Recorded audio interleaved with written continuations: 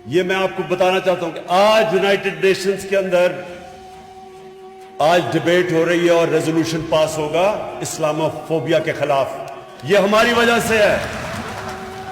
Islamophobia के खिलाफ पाकिस्तान की बड़ी कामयाबी। अقوام متحدہ ने पाकिस्तान की जानिब से भेजी गई OIC की करारदाद मंजूर कर ली है।